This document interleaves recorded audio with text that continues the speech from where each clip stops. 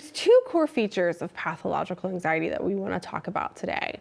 The first is avoidance. So if you're avoiding the feared stimulus or avoiding things out of anxiety or fear, such that it impairs your ability to function, that is a sign of pathological anxiety. The other feature of pathological anxiety is catastrophic thinking, right? So instead of the car alarm going off only when people are actually trying to break in the car, it's the car alarm going off every time a leaf falls on it, right? So it's hypersensitive to perceived threats, and the threats are over-exaggerated. So we're going to show you a video of someone with a particular form of anxiety, and this is called agoraphobia. So agoraphobia is this fear of being in situations where escape would be difficult or impossible.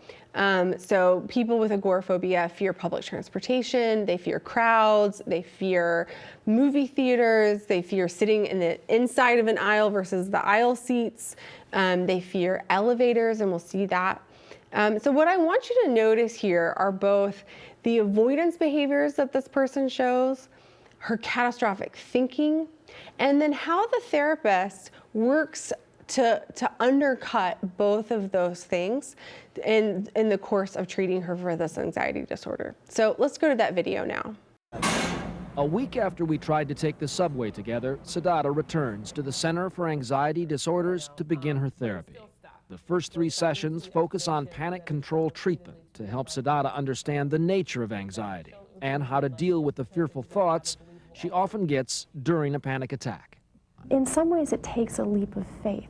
The patient is so very fearful, and you're having them confront their worst fears.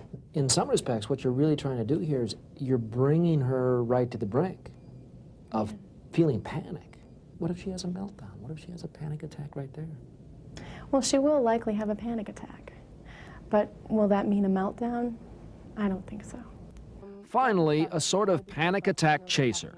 Siddhartha is asked to drink an entire bottle of caffeinated water to actually heighten her anxiety so she can more fully experience the exposure therapy. We're going to start today. Where do you think we're going to start? In the elevator. Yeah. How do you feel about that? What's your anxiety from 0 to 10? Like 10. For Siddhartha, like some other agoraphobics, elevators feel like vertical tombs. She hasn't used one in years. Ready? She'll take the stairs or nothing at all. You can do it. But not today. Okay. It's okay. Just step in. As it turns out, getting in is the easy part. What's your worst fear? That we'll get stuck And then what? and we'll die in here.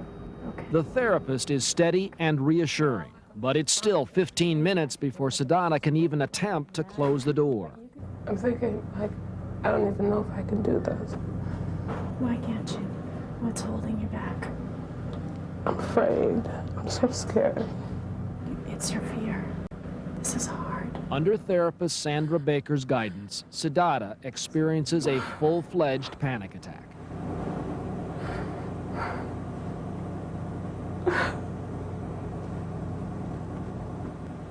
And I have all these anxious thoughts about what will I do when the door closes.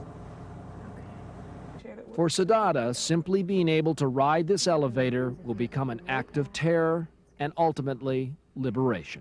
I'm going to take my hand off of the button, and I want you to feel the anxiety. It will not hurt you. I'm taking my finger off. You're okay. You're okay. You're okay. That's just a behavior. That's anxiety. Feel it. You are fine. Look at how fine. What are we doing? Oh my God. Just let it come out. Oh my God. Okay, I'm gonna let go of you, Sandra. Finally, Siddhartha breaks through her worst fear. You're doing it. This is great. You're doing it. Oh my God. Okay. Now don't go out of the elevator yet. I want Okay. you to just stay. Eventually, like removing the training wheels, Siddhartha has to do it on her own. Ready? Okay. You can do this.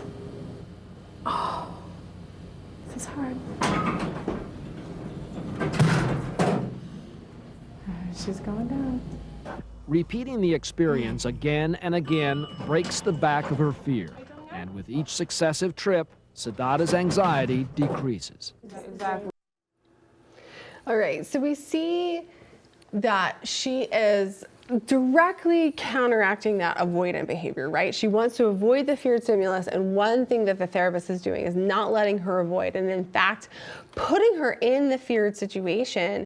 So what we see in exposure therapy for something like panic, and often also some exposure therapy for PTSD, is in addition to being exposed to an environment they might fear, like having to be in the elevator repeatedly, they might be exposed to their own bodily sensations. So they might be exposed to the feeling of suffocating if they breathe more quickly, or to their heart rate by having them exercise until their heart rate goes up. And this is all based on the principles of classical conditioning, that if you repeatedly present what has become a feared stimulus, but without anything bad happening, that you can eventually extinguish, sometimes partially, sometimes completely, that feared response to that feared stimulus.